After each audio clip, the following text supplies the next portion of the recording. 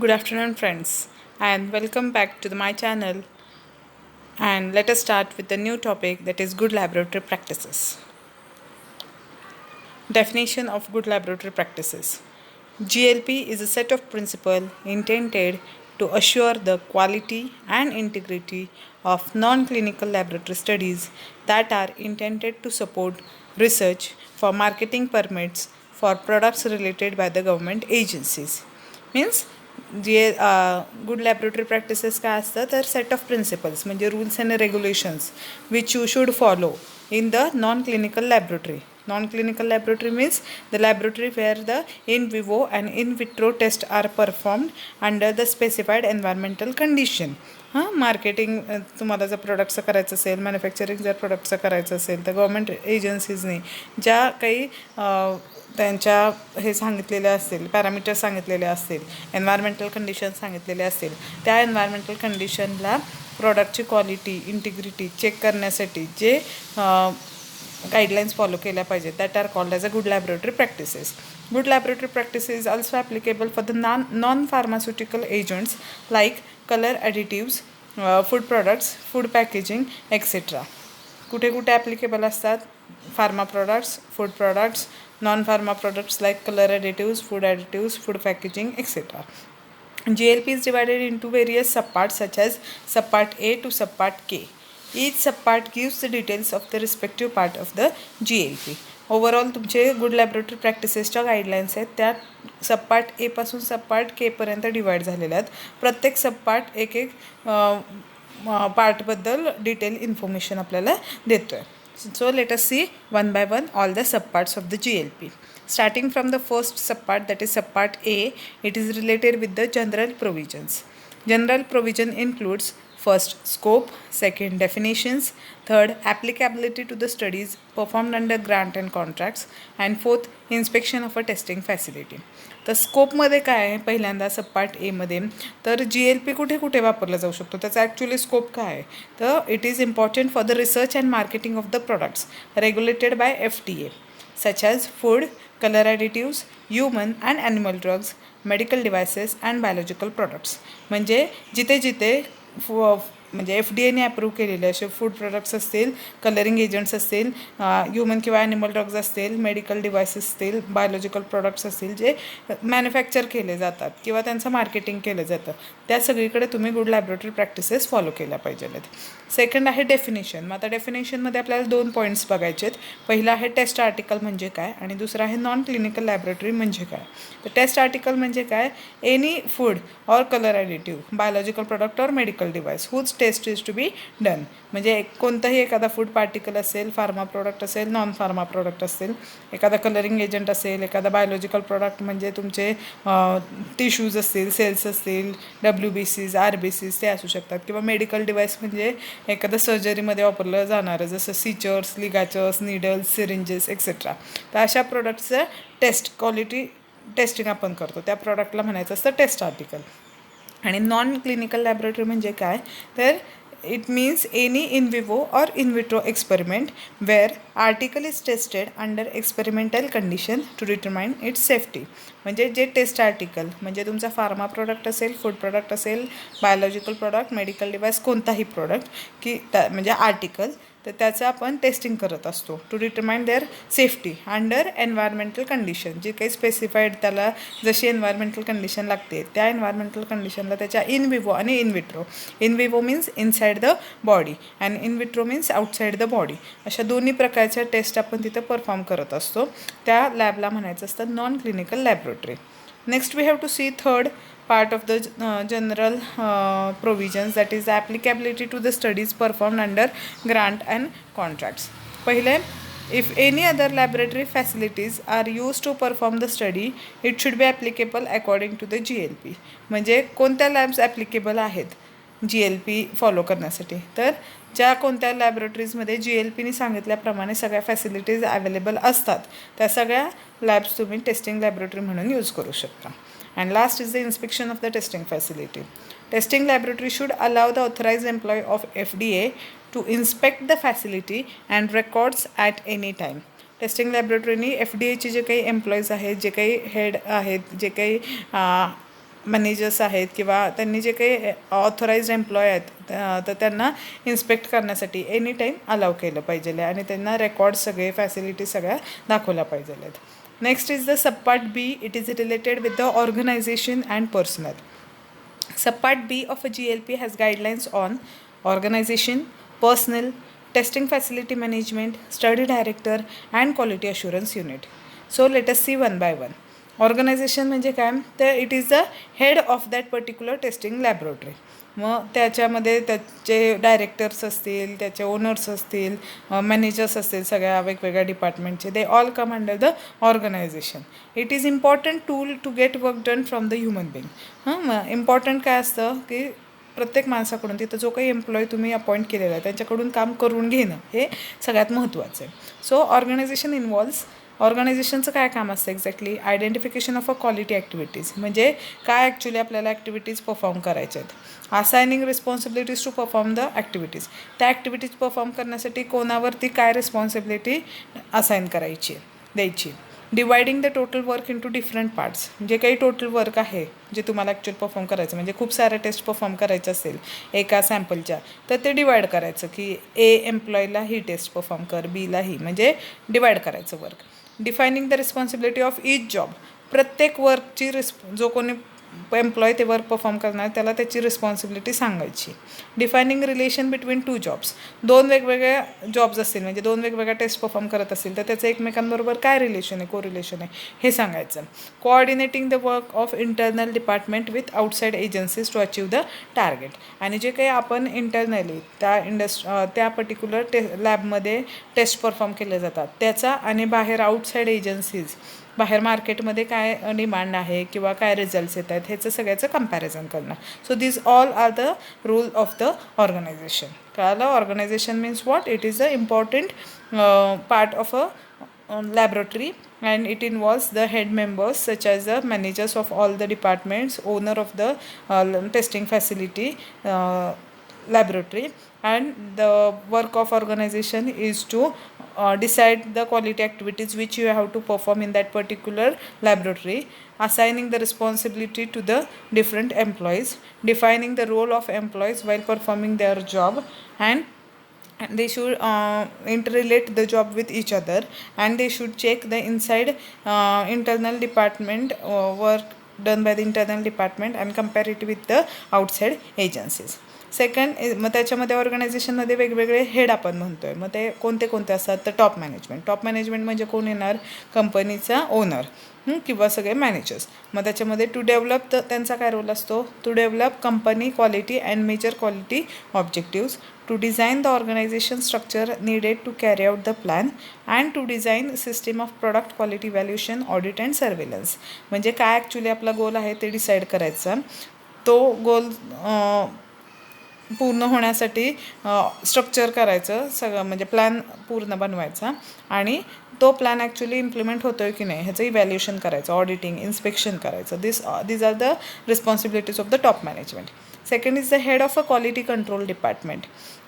Quality control डिपार्टमेंटच्या हेडचं काय काम असतं. पहिलं to check the starting material, packaging material in process and finish product is approved or rejected.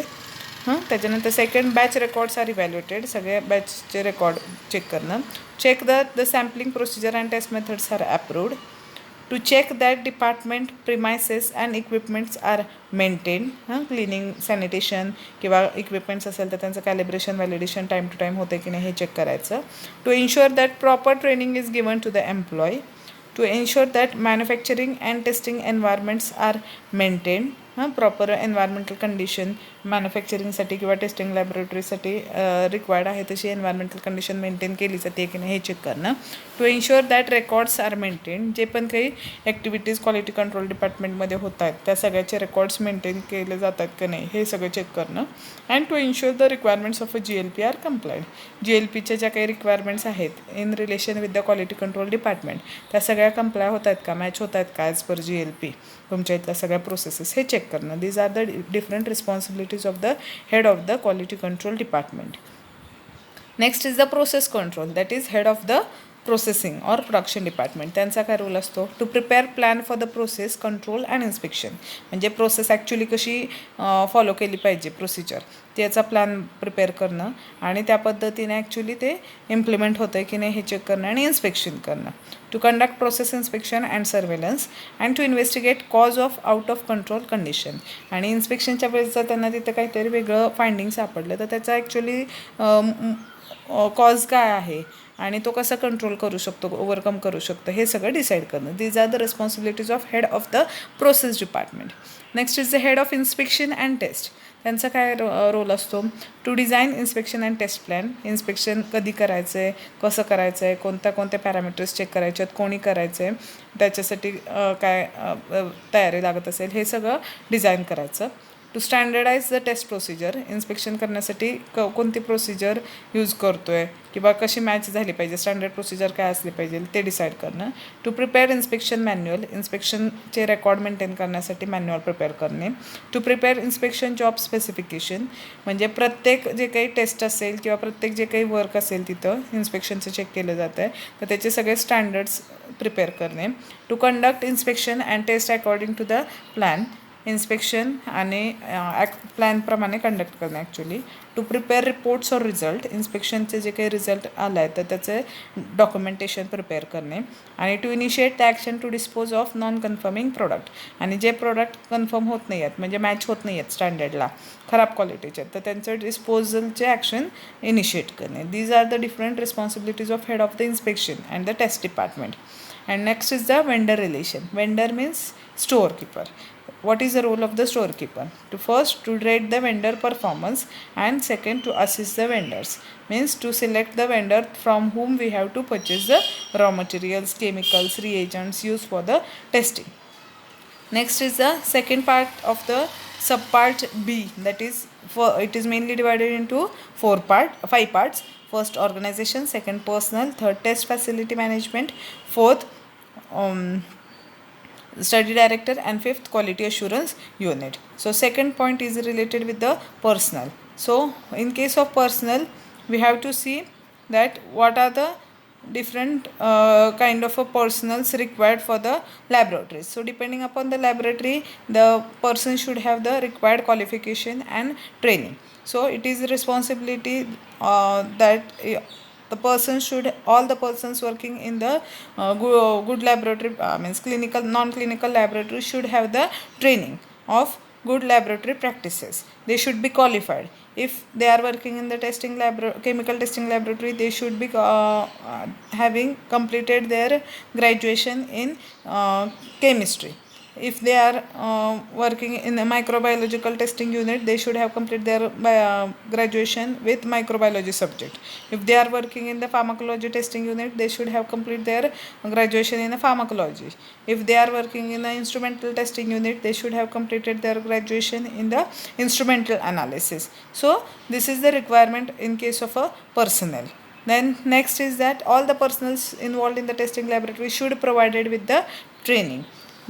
There are two different kinds of training. First is the general training and second is the specific training. General training हे सगळ्यांनाच दिलं जातं, ते general पॉईंट्सवरती असतं. कोणते कोणते? पहिला आहे elements of the GLP. Second, present standards of drug.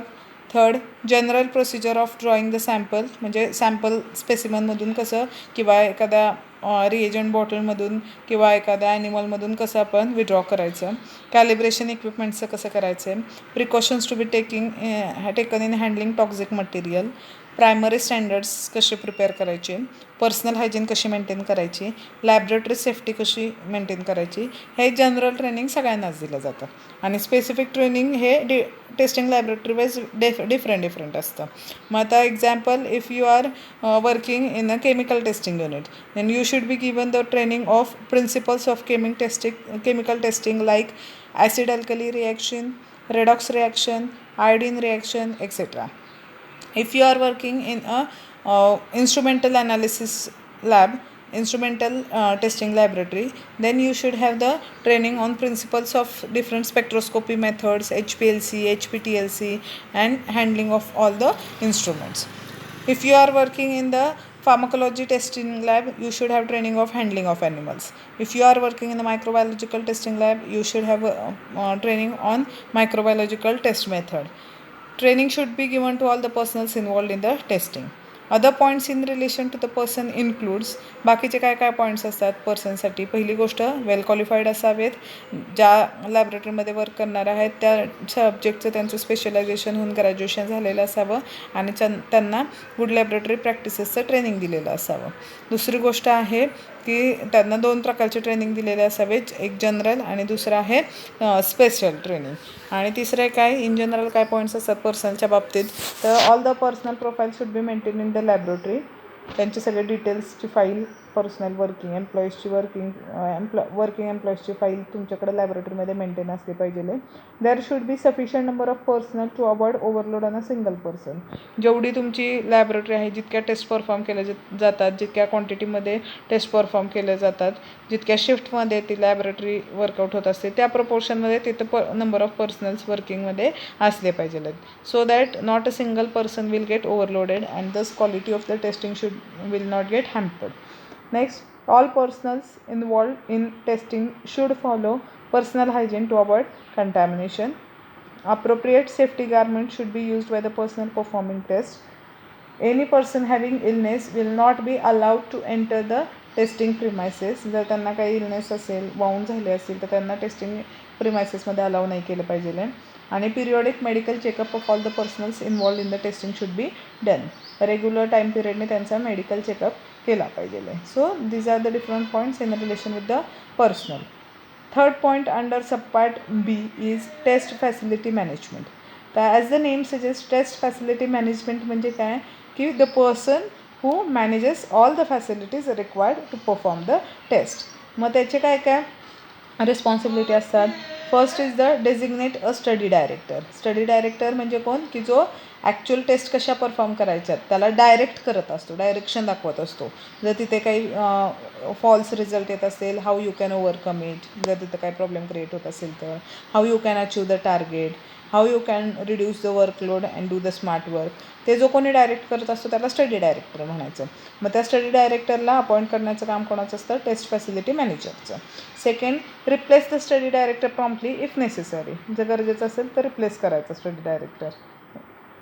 Third, assure that there is a quality assurance system. की जे काही टेस्ट परफॉर्म केल्या जातात तर त्या चेक करण्यासाठी क्वालिटी अश्युरन्स सिस्टीम, त्याचं डॉक्युमेंटेशन चेक करण्यासाठी क्वालिटी अश्युरन्स सिस्टीम आहे की नाही हे चेक करणं, अश्युअर करणं. Assure that personnel resources, facilities and equipments are available as required.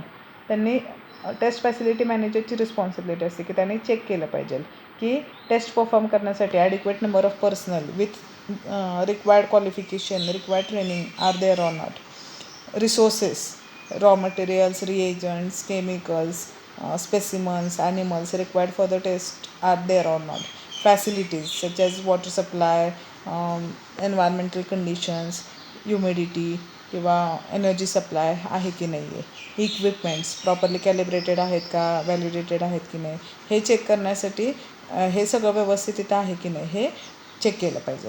And last, assure that personnel clearly understand the functions they have to perform.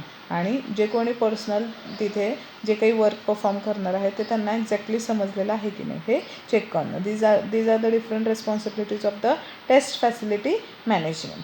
Fourth is the study director. Study director म्हणजे कोण की जो direct करत असतो की कशा पद्धतीने आपण टेस्ट परफॉर्म केला पाहिजे to achieve the desired target. मग he has overall responsibility for technical conduct of the study. And next is the last is the quality assurance unit. It is a regulatory requirement that every testing laboratory should have its own quality assurance unit. It may consist of one or many persons. They should be not involved in testing of the products. They should carry out audit after specific time interval and submit the report to management and to the head of the testing unit. Quality assurance deals with receiving, handling, coding and testing of the samples, recording and reporting results, while quality control deals with validating the instrument, reagents, test procedures, etc. All the reports of the audit should be documented correctly so as easy to find. Quality assurance डिपार्टमेंटचं काय function असतं तर सगळ्या सबस्टन्सेसचं receiving व्यवस्थित होते की नाही, त्याचे डॉक्युमेंट मेंटेन केले जातात का नाही, प्रॉपर हँडलिंग होते का, टेस्टिंग व्यवस्थित परफॉर्म केले जातात का, सगळ्याचे डॉक्युमेंटेशन प्रॉपरली मेंटेन केलं जातं आहे की नाही आहे, इन्स्ट्रुमेंट्सचं व्हॅलिडेशन केलं जातं आहे की नाही, हे सगळं चेक करणं आणि त्याचे सगळ्याचे डॉक्युमेंटेशन मेंटेन करणं हे फंक्शन असतं. There are three areas from which information can be obtained. First, personnel. Second, documentation. And third, observation of the testing procedure. That is, the quality assurance department head obtain the information from all the three sources. That is personnel, by asking to the person, by observing the person, the test he is performing, and by observing the documentation. If the analyst is performing the test in a unique way, the auditor has the right to check the finding of the test. Auditor have right to ask the questions to the head of the testing department. Auditor checklists include following parameters.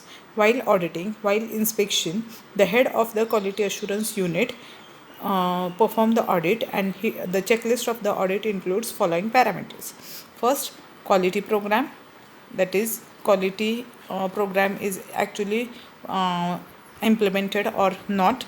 Second, documentation is properly maintained or not. Third, personnel, there are adequate number of personnel in the testing unit or not. Next is the organizational structure, means there are different storage area, there are different sampling area, separate area for the storage of the tested goods, separate area for the microbiological testing, for the instrumental testing, etc. Next, facility, all the facilities required for the testing laboratory are there or not. Next, sample control, that is control sample, standard sample is there or not in your laboratory for comparing the result. Next, supplies organization. Next, instrumentation and calibration, that is all the equipments and the apparatus used for performing the test are calibrated or not, validated or not, their maintenance is done or not, that is also seen while performing the audit. Next, proficiency testing, that is what are the results of the test performed in that particular lab. Next, accreditation, that is that lab is having any kind of accreditation of such as NABL, etc. Next, customer satisfaction, that is what are the feedbacks given by the customer regarding the test performed in that particular lab. And last, laboratory health and safety, that is safety precautions are taken or not while performing the test into the laboratory. These 12 points are checked by the auditor while performing the inspection, and if yes, then the good warehousing practice good laboratory practices is for certification is given. Next is the subpart C. It deals with the facilities. It is divided into 5 parts. First, general facility. Second, design and construction features. Third, animal care facility. Fourth, animal supply facility. And fifth, regulatory provisions. So let us see one by one. First is the general facility, म्हणजे good laboratory प्रॅक्टिसेससाठी जे काही non clinical laboratories आहेत तर त्यांच्या इथे general कोणत्या कोणत्या facilities असल्या पाहिजेत. तर पहिली गोष्ट आहे, the area used for the testing should be of a suitable size, construction and location to facilitate proper conduct of non clinical laboratory study. व्यवस्थित जेवढी रिक्वायर्ड आहे तेवढी साईज तिथं असली पाहिजे, त्याचं कन्स्ट्रक्शन प्रॉपरली असलं पाहिजे, location that is away from the city असलं पाहिजे, जेणेकरून तिथे डिस्टर्बन्स प्रोड्यूस होणार नाही. त्याच्यानंतर there should be separation to prevent adverse effect. Separation असलं पाहिजे प्रत्येक वेगवेगळ्या वर्क जॉबप्रमाणे तिथे, म्हणजे जे काही तिथं वर्क परफॉर्म केले जाते, ज्या टेस्ट परफॉर्म केले जातात. एक्झाम्पल मायक्रोबायोलॉजिकल टेस्ट असेल तर त्याच्यासाठी सेपरेट एरिया पाहिजे, ॲनालिटिकल टेस्टसाठी वेगळा एरिया पाहिजे, फार्माकोलॉजिकल टेस्टसाठी वेगळा एरिया पाहिजे, जेणेकरून ॲडवर्स इफेक्ट तिथं काही प्रोड्यूस होणार नाहीत. Next, it includes personal area, administrative area, storage area, laboratory operation area, etcetera. हे सगळे वेगवेगळे एरिया तिथं असले पाहिजे. Animal care and animal supply area come under the different section. Next is the design and construction features. Second point is design and construction feature. कसं असलं पाहिजे design तुमच्या नॉन क्लिनिकल लॅबोरेटरीचं. तर पहिली गोष्ट, area should be away from the noise and vibration to reduce interference while testing of the animals. म्हणजे जिथे तुम्ही ॲक्च्युली टेस्ट परफॉर्म करणार आहात, जर तुम्ही ॲनिमल्स यूज करत असाल तर तो एरिया तुमचा नॉईजपासून, मोठे इक्विपमेंट्स जे नॉईज प्रोड्यूस करतात किंवा एकदम एरिया जिथे जास्त नॉईज प्रोड्यूस होत असेल तर त्या एरियापासून ते लांब असले पाहिजेत. कारण की व्हायब्रेशन्स ह्युमनपेक्षा animals are more sensitive to the noise and that will affect the testing. So area should be away from the noise and vibration. Second, sufficient space should be there for separation of the different areas. There should be separate area for storage of all the raw materials and the specimens. Separate area for administration, supervision and direction of a testing facility. Separate area for washroom and lockers. Separate area for preparation and sterilization of media, glassware, equipment should be there. There should be sewage treatment installation if harmful laboratory waste is produced. म्हणजे testing perform करत असताना जर तिथं काही harmful substances, waste products produce होत असतील तर ते प्रॉपरली तुम्हाला डिस्पोज करण्यासाठी सिवेज सिस्टीम तिथं तुम्ही प्रॉपर इन्स्टॉल केली असली पाहिजे. Laboratory should be ventilated and suitable humidity should be maintain. Laboratory ventilated असली पाहिजे, ह्युमिडिटी कंडिशन जशी रिक्वायर्ड आहे त्या पद्धतीने तिथे मेंटेन केली पाहिजे. Minimum of 150 square foot of floor space should be provided for each analyst. प्रत्येक ॲनालिस्ट म्हणजे जो कोणी टेस्ट परफॉर्म करणार आहे त्याच्यासाठी 150 स्क्वेअर फूट एवढी फ्लोअर स्पेस त्याला अवेलेबल झाली पाहिजे, असली पाहिजे to perform his test. Next is 6 linear feet of empty space should be provided for each analyst. Actual platform जिथे ते वर्क करणार आहेत तर प्रत्येक ॲनालिस्टला ॲटलिस्ट 6 linear feet एवढा स्पेस अवेलेबल असले पाहिजे to perform his work. Next, suitable space should be there for each equipment, that is autoclave, incubator, hot air sterilizers, etc. Separate space should be there for sensitive equipment. Sensitive इक्विपमेंटसाठी separate space असले पाहिजे, जसं की HPLC असेल, IR आहे, NMR आहे, मास आहे, UV आहे, की जिथे जास्त फॉरेन पार्टिकल्स आले नाहीत पाहिजे, लॅमिनार एअरफ्लो आहे. तर असे सगळे सेन्सिटिव्ह इक्विपमेंट्स आहेत ते सेपरेट स्पेसमध्ये ठेवले असले पाहिजेत. Next, separate storage facility should be there for test article, control articles etcetera. जे काही टेस्टसाठी वापरले जाणारे तुमचे रिएजंट्स असतील, केमिकल्स असतील किंवा जे स्टँडर्ड्स आहेत तर ते सगळे स्टोअर करण्यासाठी स्टोरेज फॅसिलिटी असली पाहिजे. Floor should be washable. Walls and ceiling should be smooth and waterproof. Paint should be given to provide the smooth finish. जेणेकरून तिथे स्मूथ असला टेक्स्चर तर मग तिथे फॉरेन पार्टिकल्स अधेर राहणार नाहीत. क्रॅक्स असतील प्रेझेंट तर त्याच्यामध्ये ते अधेर राहू शकतात आणि प्रॉडक्टला कंटॅमिनेट करू शकतात. त्यामुळं walls and ceiling should be smooth and waterproof. The areas where flammable substances are stored should be constructed by using fire resistant material. Flammable substances जर तुम्ही स्टोअर केले असतील तर तो एरिया तुम्ही फायर रेजिस्टंट मटेरियलने इन्सुलेट केला पाहिजे. Next, all rooms should be supplied by the water आणि गॅस सप्लाय. ज्या रूम तिथे तुम्ही टेस्टिंगसाठी वापरणार आहात ॲडमिनिस्ट्रेटिव्ह एरिया सोडून बाकी सगळीकडे तुमचं वॉटर आणि गॅस सप्लाय असला पाहिजे.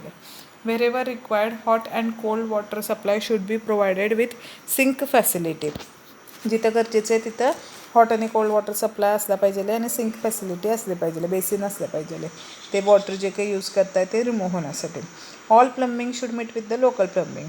सगळ्या रूममधले जिथं सिंक प्रेझेंट आहेत त्या सगळ्याचे प्लंबिंग आहे ते मेन जिथे प्लंबिंग आहे लोकल प्लंबिंग बाहेरचं तर तिथे मीट झालं पाहिजे. Adequate electric supply should be provided wherever required and should meet local electric supply. जेवढी गरजेची तेवढी इलेक्ट्रिक एनर्जी म्हणजे इलेक्ट्रिसिटी तिथे प्रोव्हाइड केली पाहिजे आणि सगळे इलेक्ट्रिकल लाईन्स आहेत त्या लोकल इलेक्ट्रिक सप्लायला मीट झाल्या पाहिजे. All electrical outlet should be properly grounded. जिथे जिथे इलेक्ट्रिक सप्लाय तुम्ही यूज केला गेला आहे ते सगळे प्रॉपरली ग्राउंडमध्ये प्रॉपरली कवर केले पाहिजेत to avoid the shock. 100 foot candle light intensity should be there in all the laboratories. 100 foot candle एवढी इंटेन्सिटीची लाईट तुमच्या सगळ्या लॅबोरेटरीजमध्ये असले पाहिजे. आणि working benches should be made up of stainless steel और corrosion free ceramic so as to avoid the contamination. So these are the general requirements in case of a design and construction of the laboratory, non-clinical laboratory. Third point is animal care facility. Animal care facility should be located away from the testing laboratory in a separate building. म्हणजे जिथे actually तुम्ही taste perform करणार आहात तिथेच तुमचे animals तुम्ही store नाही केले पाहिजे. ते वेगळी त्यांची एक सेपरेट बिल्डिंग असते पाहिजे जिथे ॲनिमल्स सगळे तुम्ही स्टोअर करून त्यांची केअर घेता. There should be a proper ventilation in that building. तिथे ॲनिमल्सला पण सफोकेशन होऊ नये, ते हेल्दी राहावे म्हणून प्रॉपर व्हेंटिलेशन असलं पाहिजे. There should be different areas in the animal care building. As quarantine area for incoming animals, area for the sick animals, animal quarters, area for storage of food, animal inoculation area, animal post-mortem area, cage disinfection area, waste and dead animal disposal area, showers and changing facility for the staff. असे सगळे areas इथं असले पाहिजेत. Quarantine animal for incoming म्हणजे ज्या ॲनिमल्सचं testing केलेलं नाही आहे किंवा टेस्टिंग केल्यानंतर ते हेल्दी नाहीत सापडलेले आहेत किंवा त्यांना काही डिसीज झालेला असेल तर तशांसाठी सेपरेट एरिया असले पाहिजेत. जनरल चांगले ॲनिमल्स, हेल्दी ॲनिमल्स असतील त्याच्यासाठी ॲनिमल क्वार्टर्स असल्या पाहिजेत. त्यांचं फूड स्टोअर करण्यासाठी वेगळा एरिया पाहिजे. इनॉक्युलेशन त्यांच्यामध्ये जर काय करायचं असेल वॅक्सिन्स वगैरे तर त्याच्यासाठी वेगळा एरिया असला पाहिजे. डेड झालेल्या ॲनिमल्सचं पोस्टमार्टम करण्यासाठी वेगळा एरिया असला पाहिजे. ज्या केजमध्ये त्यांना तुम्ही स्टोअर करून ठेवत असता तो केज डिसइन्फेक्ट करण्यासाठी वेगळा एरिया असला पाहिजे. डेड ॲनिमल्सचा आणि ते त्यांच्यापासून प्रोड्यूस झालेल्या सगळ्या वेस्टचा डिस्पोजल एरिया वेगळा असला पाहिजे. आणि स्टाफसाठी शॉवर किंवा चेंजिंग एरिया वेगळा असला पाहिजे. Area allocation for different purpose should be as follows. Breeding आणि होल्डिंगसाठी ॲनिमल्सच्या मल्टिप्लिकेशन आणि स्टोरेजसाठी 40% वापरायचा. स्टोरेज अँड डर्टी एरिया 30% असला पाहिजे. त्यांनी त्यांचे डट वगैरे असलेला एरिया 30%. स्टाफसाठी 10%. मेकॅनिकल प्लांट्स म्हणजे जिथे इक्विपमेंट्स असतील तो 5%. सर्व्हिस एरिया म्हणजे कॉरिडॉर 15%. असे तुम्ही तुमचा जो काही एरिया आहे नॉन क्लिनिकल लॅबोरेटरी त्याचं डिवायडेशन अशा या पर्सेंटप्रमाणे केलं पाहिजे. Next, floor should be washable. Animal care जिथं घेतली जाते तर ती बिल्डिंग्समधले सगळे फ्लोअरसुद्धा वॉशेबल असले पाहिजेत. वॉल्स आणि सिलिंग्स ऑब्वियसली की स्मूथ असले पाहिजे, वॉटरप्रूफ असले पाहिजे so as to avoid the contamination. Roofs पण तुमचे वर्मिन प्रूफ असले पाहिजेत, स्मूथ असले पाहिजेत, made up of concrete with the layer of cement or proper insulation material. Doors आहेत ते सुद्धा वर्मिन प्रूफ पाहिजेत.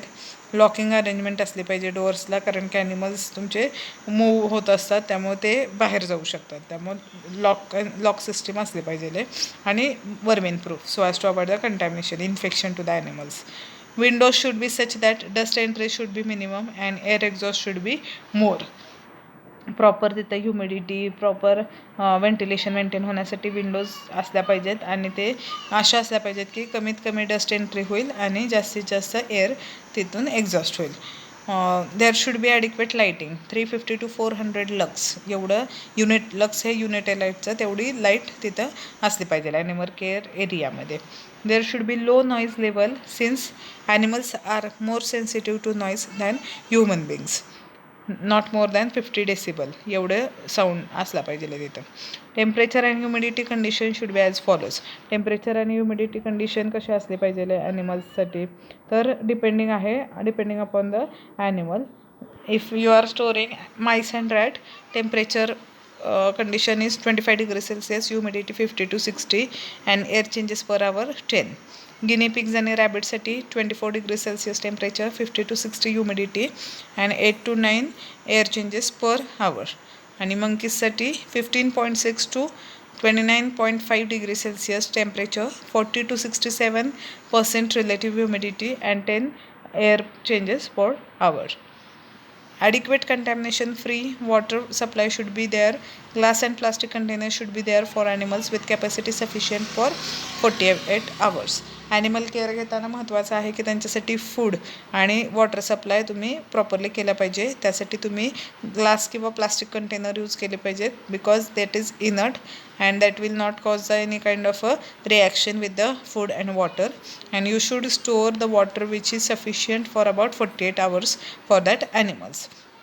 Separate area should be there for diagnosis, treatment and control of laboratory animal diseases, and isolation should be there to identify which animal is under the test or suspected to be suffering from the disease. त्यांच्या डायग्नोसिससाठी, ट्रीटमेंटसाठी त्यांना त्यांचं testing करण्यासाठी separate area असला पाहिजे. So this is all about animal care facility. And next is the animal supply facility. There should be separate area for the storage of the feed. आता animal केअरमध्ये काय की ते रूम कसे असले पाहिजे कन्स्ट्रक्शन ॲनिमल्सचं means free from contamination, free from cracks, smooth texture, size काय असले पाहिजे, लाईटची इंटेन्सिटी काय असले पाहिजे, किती वर्किंग एरिया अवेलेबल असला पाहिजे, हे सगळं ॲनिमल केअरमध्ये येते. टेम्परेचर, ह्युमिडिटी, एन्व्हायरमेंट तिथली कशी असली पाहिजे, व्हेंटिलेशन असलं पाहिजे ते. आणि ॲनिमल सप्लायमध्ये काय की त्यांना तुम्ही काय काय सप्लाय करता त्या गोष्टी कशा पाहिजेत. तर पहिली गोष्ट फूड. तर फूड कसं असलं पाहिजे, जनरली रॅबिट्स असेल ते व्हेजिटेबल्स त्यांना आपण ग्रीन व्हेजिटेबल्स सप्लाय करत असतो. तर फ्रेश व्हेजिटेबल्स त्यांना सप्लाय केले पाहिजेत, किंवा जर असतील आधी आणलेले तर ते रेफ्रिजरेटरमध्ये ठेवलेले त्यांना दिले पाहिजेत. आणि फ्री फ्रॉम कंटॅमिनेशन असले पाहिजे. There should be separate area for the storage of the equipment. Racks should be fabricated from corrosion resistant material, should be impervious to water and moisture so as to easy to clean and sanitize. म्हणजे जिथे ज्या रॅक्समध्ये तुमचे सगळे animals ठेवलेले आहेत तर ते racks तुमचे करोजन फ्री मटेरियलपासून बनवलेले असले पाहिजेत. रेग्युलरली क्लीन आणि सॅनिटाईज तुम्ही ते केले पाहिजेत. Lowest rack should be 30 centimeter above the ground to permit free circulation of the air. म्हणजे एअर डिपॉझिशन होऊन, डस्ट पार्टिकलचं डिपॉझिशन होऊन, तिथं कंटॅमिनेशन होऊ नये, इन्फेक्शन होऊ नये ॲनिमल्सला, म्हणून रॅक्स जे आहेत ते 30 centimeter above from the ground असे लोकेट केले पाहिजेत. Cages should be made up of corrosion-free material which will not get tear off by animals and should have rounded corners. Generally polypropylene or पॉलीकार्बोनेटचे बनलेले केजेस वापरत असतो आपण. कशासाठी तर ते इझिली टेअर पण करू शकणार नाहीत, किंवा त्यांनी वॉटर हे त्यांचे तिथं वेस्ट काय असेल तर त्याच्यामुळे ते कोरोजन पण तिथं होणार नाही. आणि राऊंडेड कॉर्नर्स असावे, कारण ते मूव्ह होत असतात त्यामुळे त्यांना लागू नये, डॅमेज होऊ नयेत त्यांना कुठेही. त्यामुळं राऊंडेड कॉर्नर्स जनरली प्रेफर केले पाहिजेत. लीड्स जे काय आहेत केजेसचे तर ते should be made up of stainless steel having wire mesh and hopper for feed and space to drink the water. Lid हे जनरली स्टेनलेस स्टीलचे बनलेले असावेत आणि त्याच्यामध्ये हॉपर असला पाहिजे फीडसाठी आणि वॉटर ड्रिंक करण्यासाठी थोडी स्पेस असली पाहिजे. Sizes for the cages should be such that suitable space is available for animal for the movement. त्या ॲनिमलच्या साईजनुसार त्यांना मूव्ह होण्यासाठी सुटेबल स्पेस मिळेल अशा पद्धतीचे तेवढ्या साईजचे केजेस तुम्ही यूज केले पाहिजेत. डायमेन्शन्स ऑफ मंकी केजेस इथे दिलेले आहेत. तर ते त्याचे साईजनुसार आहे. मास ऑफ द मंकी, किती केजीचं मंकी आहे त्यानुसार त्या केजेसची साईज आहे. आणि नंबर ऑफ ॲनिमल, 2 ॲनिमल्स असतील तर केवढी साईज आहे, 1 ॲनिमल असेल तर केवढी, लेंथ किती पाहिजे, विड्थ किती पाहिजे, डेप्थ किती, हाईट किती, हे ते दिलेलं आहे chart. Not more than 6 to 9 cats must be stored in a single cage. In case if you are using cat for your testing, then you have to store the cats. Then storage of the cat, not more than 6 to 9 cats should be stored in a single cage. Cage of the cat is called as a pen. Pen म्हणतात. ज्या केजमध्ये catla store केलं जातं त्या केजला pen म्हणत असतात. पेनची size 1 metre क्यूबपेक्षा जास्त नसावी. And height should not be less than 0.6 metre for a single cat. Kennels are use for the dogs. डॉग्सचे जे केजेस असतात त्याला केनेल्स म्हणतात. त्यांचा शेप कसा असतो जनरली तर केज असते आणि त्याच्या पुढं रनवे असतो त्यांना रन होण्यासाठी, मूवमेंट करण्यासाठी. साईज पर डॉग केनेलची किती आहे तर 1.6 मीटर स्क्वेअर विड्थ असली पाहिजे आणि रनवे त्याचा 1.2 मीटर वाईड, 3.5 मीटर लॉंग असला पाहिजे आणि हाईट कनेलची 1.5 मीटर एवढी असली पाहिजे. Not more than 60 cages should be kept in a single room. एका रूममध्ये 60पेक्षा जास्त केजेस ठेवले नाहीत पाहिजे. Food hopper should be large enough to store feed sufficient for 48 hours. 48 hours पुरेल एवढी फूड हॉपरमध्ये स्टोअर करता आली पाहिजे, तेवढ्या कॅपॅसिटीचा असला पाहिजे. तसेच वॉटरसुद्धा 48 hours सफिशियंट असेल एवढ्या लार्ज क्वांटिटीमध्ये तुम्ही त्याला तिथे सप्लाय आणि स्टोअर करून ठेवलं पाहिजे. ट्रॉलीज वापरल्या पाहिजेत to carry the food and other necessary requirements of animals. They should be made up of stainless steel so that they can be easily clean. जे काही रिक्वायरमेंट असतील ॲनिमलचे, मेडिसिन्स असतील, फूड असेल, जे पण काही त्यांचे असेल तर ते सगळे कॅरी करण्यासाठी ट्रॉली वापरल्या पाहिजेत. And that should be made up of a stainless steel. आणि ते time to time clean sanitize केल्या पाहिजेत. Next is the breeding and feeding. Breeding म्हणजे काय, material of breeding should be non toxic, non edible, non injurious to the animal. Breeding of a dog should consist of a wooden box not less than 60 to 100 centimeter according to the size of animals. म्हणजे जिथे actually breeding होतं ॲनिमल्सचं, multiplication होतं, त्यासाठी तिथे wooden boxes असले पाहिजेत डॉग्ससाठी, आणि त्याची साईज आहे not less than 60 to 100 centimetre. आणि फीडिंग म्हणजे काय, तर फीड जे पण काही तुम्ही देत असता सगळ्या ॲनिमल्सला, तर it should be free from salmonella and other pathogenic micro organism, meat and fish, drug containing hormones, antibiotics, etc. It should be vermin and bacterial contamination free, and feed should confirm requirements as per IS 5654 part 1st 1970. आणि रॅबिट्सला feed म्हणून काय दिलं जातं generally, mixture containing Bengal gram, wheat bran and green vegetables like carrot. So and last point of this subpart C is regulatory provision. While handling of the animal, prevention of cruelty on animals should be kept in mind. Every breeder or establishment performing experiment should be registered. So this is all about subpart C. Next we have to see that is subpart D. It is related with the equipments. A variety of equipments are used in testing laboratories. Plasticware should be clear, inert, non-toxic, resistant to corrosion, resistant to high temperature, and should retain accurate calibration marks. All glassware should be free from cracks. जे जे काही ग्लासवेअर्स तुम्ही वापरताय non clinical testing लॅबोरेटरीमध्ये, तर ते crack free असले पाहिजेत. Generally प्लास्टिकचे असले पाहिजेत because it is clear, inert, non toxic. आणि in case if you are using glass, it should be borosilicate glass. If you are using metal, it should be stainless steel. IP has recommended certain specifications, म्हणजे standard calibration करण्यासाठी IP specification दिले आहेत. नेस्ला सिलेंडरचं असतील तर ते IS 4161 to 1967, burettes IS 1997 to 1982, one mark pipette IS 1117 to 1975, one mark volumetric flask IS 1915 to 1975. Culture tubes and dilution bottles should be made up of a borosilicate glass. So these are the specifications for different apparatus.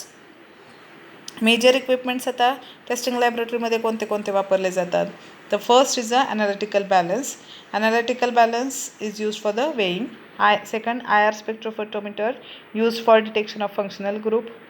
UV visible spectrophotometer used for detection of amount of the substance present into that sample.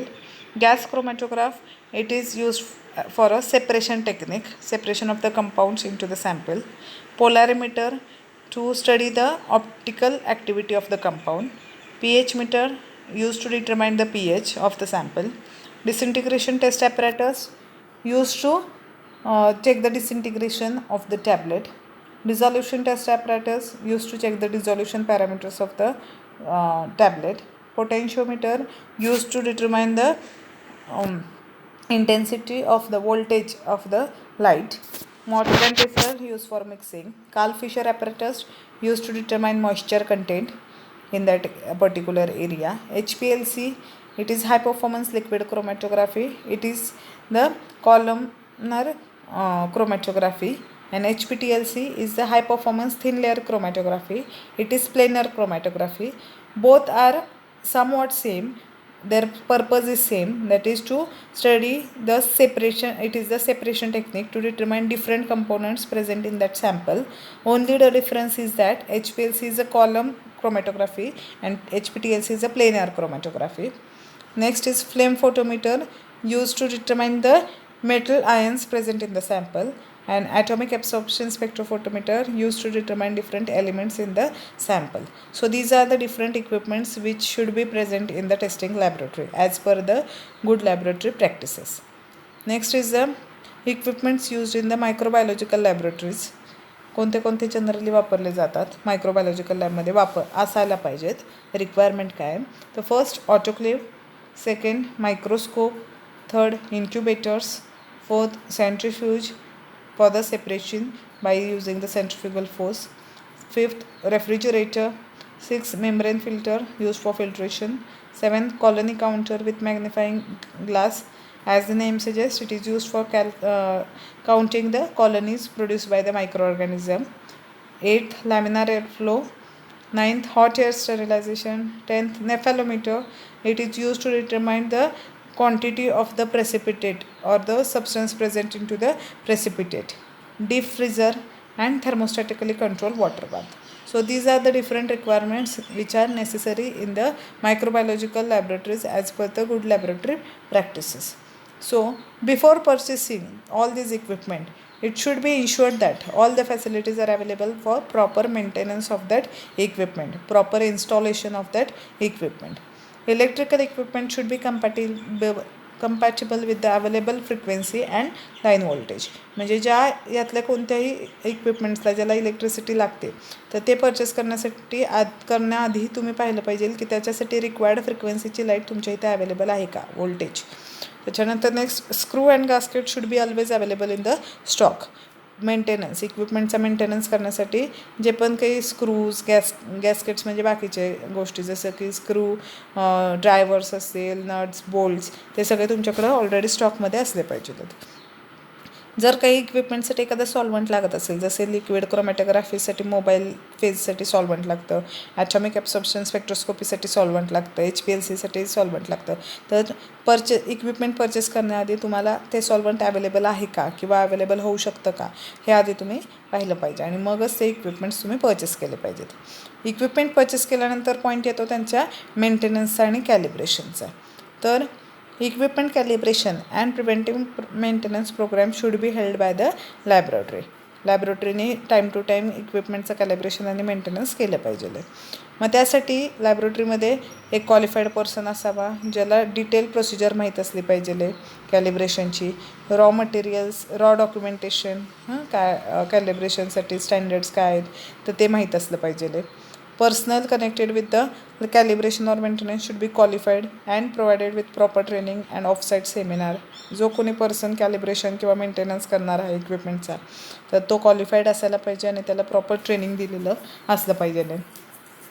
There are two broad types of instrument, one whose calibration is absolute and second whose calibration is relative. Many times outside agencies perform calibration and maintenance of the equipment. It is necessary to understand the procedure followed for calibration and maintenance. म्हणजे कधी बऱ्याचदा त्या particular testing लॅबोरेटरीमधले person are not capable, not that much train, experienced, qualified so as to they can calibrate and maintain the equipment. In such cases, it is the responsibility of testing laboratory to collect the information from the outside agencies regarding the procedure used for the calibration and maintenance of the equipment. मग त्यासाठी त्यांनी काय काय information collect केली पाहिजे outside एजन्सीकडून. तर first, exact identity of the equipment calibrated. Second, reference to future calibration, कधी पुन्हा कॅलिब्रेशन काय करावं लागेल का. त्याच्यानंतर standards use for acceptance, calibration करताना स्टँडर्ड त्यांनी काय कन्सिडर केलं आहे. अवेबिलिटी ऑफ प्रोसिजर म्हणजे कोणती प्रोसिजर फॉलो केली. अवेबिलिटी ऑफ रॉ मटेरियल, कोणते रॉ मटेरियल्स अवेलेबल वापरले त्यांनी. Qualification of person performing calibration म्हणजे ज्या पर्सनने कॅलिब्रेशन परफॉर्म केलं आहे त्याचं क्वालिफिकेशन काय आहे आणि ह्या सगळ्याचे रेकॉर्ड्स मेंटेन केले पाहिजेत त्यांनी आणि ते रेकॉर्ड्स पण तुम्ही पाहिले पाहिजेत. So this is all about subpart D. Next we have to see that is subpart E. It is related with the testing facilities operation. Standard operating procedure, SOP. Every testing laboratory should have SOP. All deviations in the SOP should be authorized by the director. SOP testing facility operation म्हणजे काय, testing फॅसिलिटीमध्ये काय काय तुम्ही काय काय असल्या पाहिजेत तुमच्याकडे टेस्टिंग लॅबोरेटरीमध्येच कुठल्या फॅसिलिटी असल्या पाहिजेत. तर पहिले आहे SOP, दुसरे आहे रिएजंट्स आणि सोल्युशन, तिसरं आहे रेफरन्स मटेरियल आणि चौथा आहे ॲन्युअल केअर. मग let us see one by one. SOP आहे तर SOPमध्ये काय काय पॉईंट्स असले पाहिजेत. तर पहिली SOP कशाची असली पाहिजे, ॲनिमल रूम प्रिपरेशनची. ॲनिमल केअर SOP प्रमाणे घेतली पाहिजे. रिसिप्ट असेल ॲनिमल्सचं किंवा रिएजंट्सचं, केमिकल्सचं, त्यांचं identification, storage, handling, mixing, methods of sampling should be done according to SOP. Test system observation, जे काही ऑब्झर्वेशन्स असेल should be done according to SOP. Laboratory test procedure followed should be according to SOP. Handling of the dead animals, necroscopy or post-mortem examination of the animals, collection and identification of specimen. Histopathology means study of the tissues after the death of the after the disease condition. Next, data handling, storage and retrieval. Next, maintenance and calibration of equipment, transfer and identification of the animals. All these points should be done according to the SOP, and the historical file of all that should be maintained. Next is reagent आणि solution. याच्यामध्ये काय तर reagents आणि solutions किंवा chemicals जे तुमच्या taste perform करण्यासाठी तुम्हाला लागतात, तर ते तुम्ही ॲप्रूव्ड वेंडर म्हणजे जो वेंडर ज्याच्याकडे सर्टिफिकेट आहे डिस्ट्रीब्युशनचं त्याच पर्सनकडून तुम्ही ते परचेस केले पाहिजेत. परचेस केल्यानंतर परचेस करताना किंवा परचेस केल्यानंतर यूज करायच्या आधी तुम्ही सगळे रिएजंट्स केमिकल्स हे त्यांची क्वालिटी टेस्टिंग केलं पाहिजे, त्यांची एक्सपायरी डेट असाईन केली पाहिजे आणि प्रॉपर स्टोरेज कंडिशनला तुम्ही ते स्टोअर करून ठेवलं पाहिजे. जर टॉक्झिक सबस्टन्स असतील तर दे should B stored under the supervision. Next, reference material. तर टेस्ट परफॉर्म करताय तुम्ही तर त्यासाठी स्टँडर्ड्स जे तुम्ही यूज करता त्याला आपण म्हणतो रेफरन्स मटेरियल. मग रेफरन्स मटेरियल हे जनरली तुम्ही प्रत्येक कंट्रीची नॅशनल लॅबोरेटरी असते तिथूनच तुम्हाला ते मिळत असतं. मग इंडियामध्ये सेंट्रल ड्रग लॅबोरेटरी कलकत्ताला सिच्युएटेड आहे, तर तिथे आपल्याला सगळे रेफरन्स मटेरियल मिळत असतात. पण only CDL is not sufficient to provide all the reference material throughout the India. त्यामुळं आणखीन 20 लॅबोरेटरीज स्टेट गव्हर्मेंटने अशा सिलेक्ट केल्या आहेत की जे which are able to distribute the reference material and they are capable of storing the reference material. मग त्या 20 laboratories आणि CDL असे हे सगळे मिळून आपल्याला रेफरन्स मटेरियल प्रोव्हाइड करत असतात. पण तरीसुद्धा काही वेळेस आपल्याला असे रेफरन्स स्टँडर्ड्स मटेरियल्स हवे असतात टेस्टसाठी की जे आपल्या इथे अवेलेबल नाही आहेत, आपल्या इथे मॅन्युफॅक्चर होत नाहीत, स्टोअर केले जात नाहीत. तर त्यावेळेस मग ते तुम्ही इम्पोर्ट करायचे असतात दुसऱ्या कंट्रीजमधून आणि इम्पोर्ट केल्यानंतर त्याचे सगळे ॲम्प्युल्समध्ये रेफ्रिजरेटरमध्ये त्यांनी स्टोअर केले पाहिजेत away from the heat and light. And next is the animal care. आता ॲनिमल केअरच्या पण काही गाईडलाईन्स दिलेल्या आहेत गुड लॅबोरेटरी प्रॅक्टिसेसमध्ये. मग त्यामध्ये पुन्हा तेच पॉईंट येणार की पहिलं SOP प्रमाणे तुम्ही ॲनिमल्सचं हाऊसिंग, फीडिंग, हँडलिंग केलं पाहिजे. सेकंड, ॲनिमल्स प्रोक्युअर्ड केल्यानंतर आधी क्वारंटाईन एरियामध्ये नेऊन त्यांचा हेल्थ चेकअप केला पाहिजे. त्याच्यानंतर इफ त्यांना जर कुठला डिसीज झाला असेल तर त्याचे सगळे टेस्ट ज्या काही परफॉर्म केल्या त्याचे रेकॉर्ड्स मेंटेन केले पाहिजेत. ॲनिमल्सचं आयडेंटिफिकेशन इझिली व्हावं की कशाचं टेस्टिंग केलं आहे, कशाचं नाही केलं आहे, कोणता ॲनिमलला डिसीज आहे, कोणता हेल्दी आहे, ते आयडेंटिफाय होण्यासाठी तुम्ही त्यांना टॅटू काढले पाहिजेत किंवा क्लिपिंग केलं पाहिजे, टोईंग केलं पाहिजे किंवा त्यांच्या इयरचे हेअर्स आहेत त्याला कलर केलं पाहिजे. वेगवेगळ्या स्पेशीसचे ॲनिमल्स वेगवेगळे तुम्ही स्टोअर केले पाहिजेत सेपरेटली. ॲनिमल केजेस ज्याच्यामध्येच तुम्ही स्टोअर करता ॲनिमलला ते प्रॉपरली क्लीन केले पाहिजेत, सॅनिटाईज केले पाहिजेत रेग्युलरली. त्यांचे फीड आणि वॉटर सप्लाय जो तुम्ही देताय तर तो कंटॅमिनेशन फ्री आहे का नाही हे चेक केलं पाहिजे. सेपरेट एरिया असला पाहिजे for the storage of infected animal. आणि लगेचच जर ॲनिमलला इन्फेक्शन झालेलं सापडलं तर त्या ॲनिमलला सेपरेट करायचं आणि कॉज काय, कशामुळे इन्फेक्शन झालं तो फाइंड आउट करायचा आणि ते क्लीन करायचं. त्यासाठी कुठलं पेस्ट कंट्रोल वापरलेलं आहे त्या इन्फेक्शनसाठी तर ते त्याचं डॉक्युमेंटेशन प्रॉपरली मेंटेन करायचं.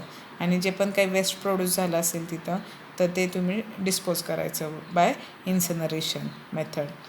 So this is all about subpart D. Next is subpart F, that is related with the test and control articles. Subpart F, that is test and control articles. Characterization. In the testing laboratory or laboratories attached to the manufacturing unit, all the control articles are gone through bioequivalence studies. म्हणजे control articles म्हणजे जे तुम्ही store करून ठेवलेत रेफरन्ससाठी तुम्हाला standard म्हणून, तर ते सगळ्यांचं बायोइक्विवलन्स स्टडी ऑलरेडी केलेला असतो. मग marketed products as control article it will be characterize by labeling. Marketed products असतील तर त्यांचं कॅरेक्टरायझेशन लेबलप्रमाणे केलेलं असतं. आणि testing laboratory attach to the manufacturing unit sample collected by the quality control personnel should be labeled with the following points. म्हणजे जिथं 2 प्रकारच्या आर्टिकल्सचं कॅरेक्टरायझेशन केलं जातं. एक असतं ते म्हणजे मॅन्युफॅक्चररकडून ते मार्केटमध्ये गेलेले असतात आणि मग ते वेंडरकडून आपण घेतो आणि मग त्याचं टेस्टिंग करतो. किंवा दुसरे आहेत की जे आपले स्वतःचेच मॅन्युफॅक्चरिंग युनिट आहे आणि मॅन्युफॅक्चरिंग युनिटला अटॅच टेस्टिंग लॅबोरेटरी आहे. मग तिथं जर मार्केटेड असेल तर लेबलवरचे जे स्टँडर्ड आहेत त्याला आपण मॅच करून बघतो की आपले रिझल्ट्स मॅच होत आहेत की नाही आहेत. आणि जर testing laboratory attach manufacturing unit असेल तर मग डायरेक्टली मॅन्युफॅक्चरिंग युनिटमधून आपण ते सॅम्पल घेत असतो आणि त्यांच्याकडून जे काही इन्फॉर्मेशन आहे त्या प्रॉडक्टच्या क्वालिटीशी रिलेटेड ते सगळं कम्पॅरिझनसाठी घेत असतो ते पॉईंट. मग कोणते जर तुम्ही testing laboratory attach to the manufacturing unit त्यांच्याकडून सॅम्पल घेतलं असेल तर कोणते पॉईंट्स तुम्ही चेक करता. The name of the item, strength or composition, specifications like IP and BP, batch or lot number, stage at which sample taken, name of the person who collected the sample, date of collection of sample आणि special storage condition. आणि in केस जर तुम्ही approve testing लॅबोरेटरीजमध्ये sample घेतलं असेल तर त्यावेळेस म्हणजे marketed sample directly घेतलं असेल तर मग कुठले गोष्टी तुम्ही चेक करता. तर नेम ऑफ द आयटम म्हणजे इथे तुमच्या स्वतःच्या मॅन्युफॅक्चरिंग युनिट नाही आहे, तुम्ही दुसऱ्याकडून ते रिएजंट्स असतील स्टँडर्ड्स असतील तर ते परचेस केलेले आहेत. त्यामुळे मग इथं तुम्हाला मॅन्युफॅक्चरर्सचे पण सगळे डिटेल्स द्यावे लागणार आहेत. मग इथे काय पॉईंट्स येणार. Name of the item, strength और composition, specifications like IP BP, formula in case of patent और proprietary products, batch number, lot number, batch size, name of the manufacturer and my manufacturing license number, date of manufacture, date of expiry, name of person who submit the sample, date of submission of sample, quantity of sample, special storage condition, storage container of sample should have the similar details. आणि हे झालं तुमचं characterization म्हणजे testing of the test and control sample. आणि आता next आहे त्याचं handling कसं केलं पाहिजे. तर there should be 1% appointment for receiving the sample and he assign the code to the sample for further handling of the sample. म्हणजे सगळ्यात पहिल्यांदा जेव्हा तुम्ही रिसिव्ह करून घेता एखाद्या दुसऱ्या लॅबोरेटरीकडून, एखाद्या दुसऱ्या मॅन्युफॅक्चररकडून किंवा एखाद्या दुसऱ्या मार्केटिंग करणाऱ्या डिस्ट्रीब्युटरकडून सॅम्पल, तर त्यावेळेस तुम्ही सुरुवातीला रिसिव्ह करताना त्या सॅम्पलला एक कोड असाइन केला पाहिजे जेणेकरून फर्दर हँडलिंग इझी होईल. मग during handling proper storage condition should be maintain and precaution should be taken that sample will not get contaminated and identification is maintained throughout the distribution channel. म्हणजे हँडलिंगच्या वेळेस तो particular product तुम्ही proper store केला पाहिजे जेणेकरून contamination होणार नाही आणि त्याचं आयडेंटिफिकेशन मेंटेन राहील पूर्ण डिस्ट्रीब्युशन होईपर्यंत. नंतर if the testing requires more than 4 weeks, stability of the sample should be check after regular interval of a time. टेस्टिंगसाठी जर जास्त वेळ लागत असेल 4 weeksपेक्षा तर मग प्रत्येक थोड्या टाईम इंटरवलनंतर तुम्ही सॅम्पलला चेक केलं पाहिजे. स्टॅबिलिटी त्याची आहे की नाही आहे ते पाहिलं पाहिजे. Next, DNC act provides retaining of the reference sample of finish product and who provides retaining of the reference sample of raw material and the finish product.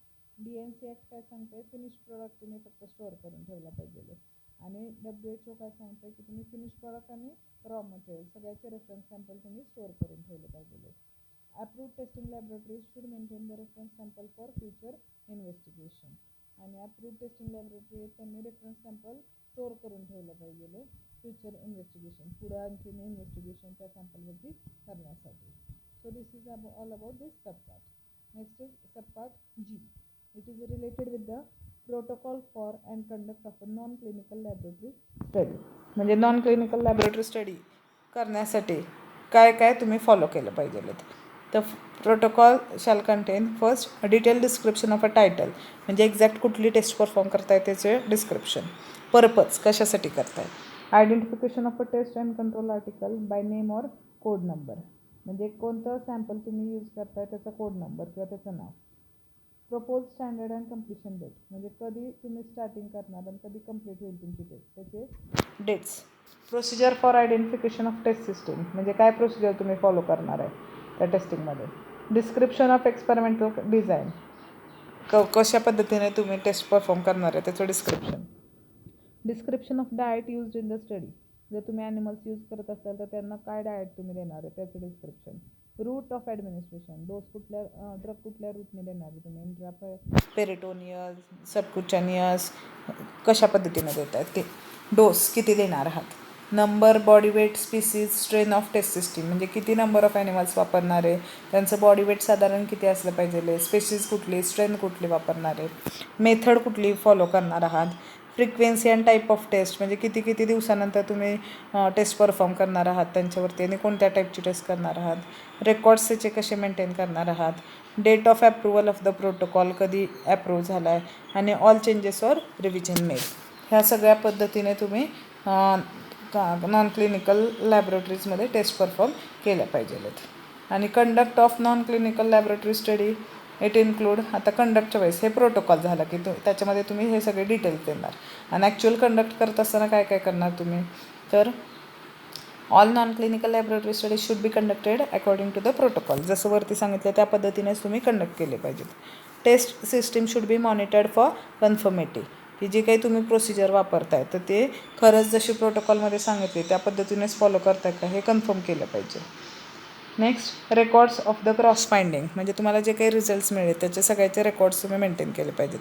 Records of data generated, जो काही data तुम्हाला मिळालेला आहे आणि जो काही तुम्हाला expected होता त्याचे सगळ्याचे रेकॉर्ड्स तुम्ही मेंटेन केले पाहिजेत.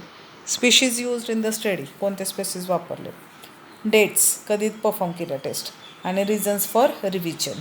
जर रिझल्ट तुमचे फेल गेले असेल किंवा काही वाटलं तर मग का तुम्ही रिपीट करताय पुन्हा ही टेस्ट रिवाईज करताय तर त्याचे रिझन. अशा पद्धतीने तुम्ही कंडक्ट केलं पाहिजे non clinical laboratory study.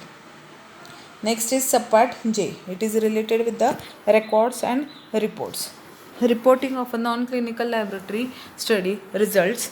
Final report should be generated of each non clinical laboratory study and it should be sign by study director. जे काही रिपोर्ट्स मिळालेले आहेत तुम्हाला नॉन क्लिनिकल लॅबोरेटरी स्टडी केल्यानंतर ते सगळे तुम्ही जनरेट केले पाहिजेत आणि त्याच्यावरती स्टडी डायरेक्टरची साईन असली पाहिजे. Correction and addition in the report should be done with the permission of a study director. जर तुम्हाला त्या रिपोर्टमध्ये काही चेंजेस करायचे असतील, करेक्शन्स करायचे असतील, ॲडिशन करायचं असेल तर तुम्ही स्टडी डायरेक्टरच्या आधी परमिशन घेतली पाहिजे. मग particulars to be recorded in the analytical record.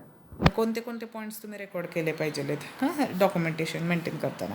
तर फॉर टॅबलेट आणि capsule, analytical report number, name of the sample, date and receipt of sample, batch or lot number, protocols of test applied म्हणजे कोणत्या कोणत्या taste apply केल्या त्यांचे result काय आले, description, identification, uniformity in weight and diameter, disintegration test, results of assay, signature of analyst and any opinion and signature of the approved analyst. म्हणजे generally जे काही इव्हॅल्युएशन पॅरामीटर्स असतात डोसेज फॉर्म वाईज ते आपल्याला याच्यामध्ये सांगायचे आहेत. जर पॅरेंट्रल्स असतील तर ऑब्व्हियसली काय येणार, ॲनालिटिकल रिपोर्ट नंबर कॉमन आहे, name of the sample, batch number, date of receipt of sample, number of containers filled. आता इथे टॅबलेट होत्या म्हणून आपण डिसइंटिग्रेशन, वेट, डायमीटर हे सगळ्या गोष्टी पाहिल्या.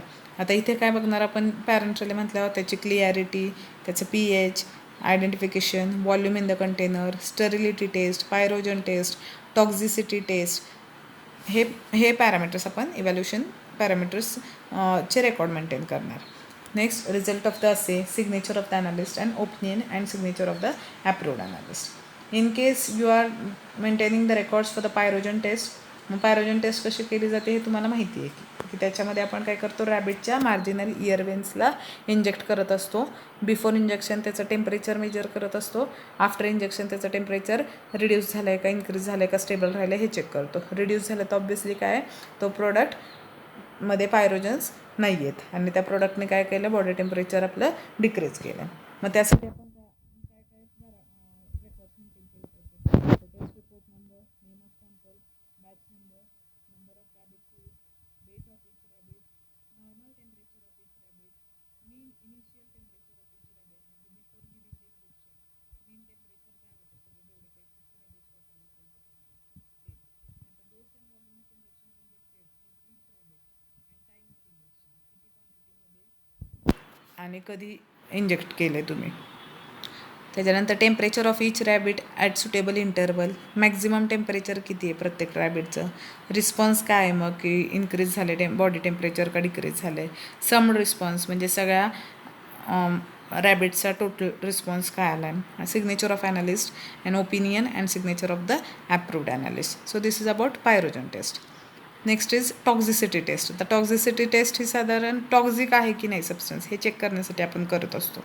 मग टॉक्झिसिटी टेस्ट साधारण पायरोजन टेस्टसारखीच ते असते, फक्त फरक आहे की पायरोजन टेस्टमध्ये रॅबिट वापरतो आणि टॉक्झिसिटी टेस्टमध्ये आपण टॉक्झिक इफेक्ट काय प्रोड्यूस झाला आहे का नाही हे चेक करण्यासाठी माईस वापरत असतो. मग याच्या इव्हॅल्युएशन रेकॉर्ड्समध्ये कोणते कोणते पॉईंट्स येणार, तर test report number, name of the sample, batch number of mice used and weight of each mice, strength and volume of the drugs injected, date of injection, results and remarks, signature of the analyst, opinion and signature of the approved analyst. Next आहे other drugs. Other drugs असतील तर त्याच्यासाठी कुठले कुठले records आपण maintain करत असतो, म्हणजे टॅबलेट्स झाल्या, पॅरेंट्रल झाले, पायरोजन टेस्टिंगचे ड्रग झाले, टॉक्झिसिटी टेस्टिंगचे ड्रग झाले, ते सोडून बाकीचे असतील तर म्हणजे सस्पेन्शन, इमल्शन्स असे असतील तर त्यासाठी analytical report number, name of sample, batch or lot number, date of receipt of sample, protocols of test applied म्हणजे डिपेंडिंग कोणतं सॅम्पल आहे त्यानुसार त्याला सुटेबल इव्हॅल्युएशन पॅरामीटरचे जे काही पॉईंट्स आहेत ते सगळे टेस्ट परफॉर्म करायच्या आणि त्या सगळ्याचे रिझल्ट्स काय आहेत ते. Description, identification, any other test, results of assay, signature of analyst, opinion and signature of the approved analyst. Raw materials. आता रॉ मटेरियल्सचं जर तुम्ही टेस्टिंग केलं असेल तर त्याचे डॉक्युमेंटेशन कसे मेंटेन करणार, तर serial number, name of the material, name of the manufacturer or supplier की ज्याच्याकडून आपण ते रॉ मटेरियल परचेस केलं आहे, क्वांटिटी रिसिव्ड, इनवॉइस किंवा चलन नंबर पेमेंटचा, डेट आणि protocols of the test applied. For container or packing material त्याच्यासाठी काय काय डॉक्युमेंट मेंटेन करणार, serial number, name of item, name of manufacturer or supplier, quantity received, invoice किंवा चलन number, result of test applied, remarks आणि signature of the examiner. त्याच्यानंतर records for microbial count. Microbial काउंटसाठी काय, date, time, whether before, during or after operation, कधी तुम्ही microbial count त्या एरियाचा घेतला आहे ते टाईम. मग प्लेस की कुठल्या एरियाचा मायक्रोबियल काउंट घेतला आहे, प्रोडक्शन एरियाचा का क्वालिटी कंट्रोल एरियाचा, कुठल्या एरियाचा. Name and sign of a person performing the test. Records of the stability study. आता स्टॅबिलिटी स्टडीमध्ये काय काय रेकॉर्ड मेंटेन करणार, name of the product, complete description of the packaging material used, कोणत्या पॅकेजिंग मटेरियल यूज केलेलं आहे तुम्ही stability स्टडीजच्या वेळेस, time period when stability study is done म्हणजे किती ते किती तारखेपर्यंत स्टॅबिलिटी स्टडी केली आहे तो टाईम पिरियड, स्टोरेज कंडिशन काय वापरली तुम्ही, result of test performed after specific period, काय रिझल्ट आला की स्टेबल राहिला का डिग्रेडेशन झालं का काय, आणि comparison of the test result with the specification, comparison करायचं की स्टँडर्ड बरोबर, जर okay after that much 3 months or 6 months if that product matches to the standards then obviously that product is remains stable. So हे documentation तुम्ही maintain केले पाहिजेत. And last point of this chapter is subpart K. It is related with disqualification of the testing facilities. If manufacturers or testing laboratory not comply with the provisions made under DNC Act and rules, the license of manufacturing and testing is suspended or cancelled. जर testing laboratories as per the good laboratory practices जर rules follow केल्या नाहीत त्यांनी, तर मग त्यांचं DNC ॲक्टप्रमाणे जर सगळे रूल्स फॉलो नाहीत केले तर मग त्यांचं मॅन्युफॅक्चरिंगचं आणि टेस्टिंगचं लायसन सस्पेंड केलं जाऊ शकतं किंवा कॅन्सल केलं जाऊ शकतं. During this period, licensing authority have to give the written action explanation of reason for such action.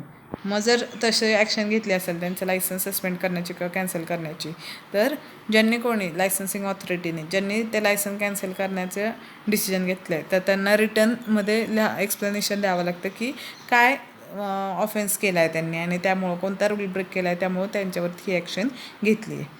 आणि same rule for approved testing laboratory also.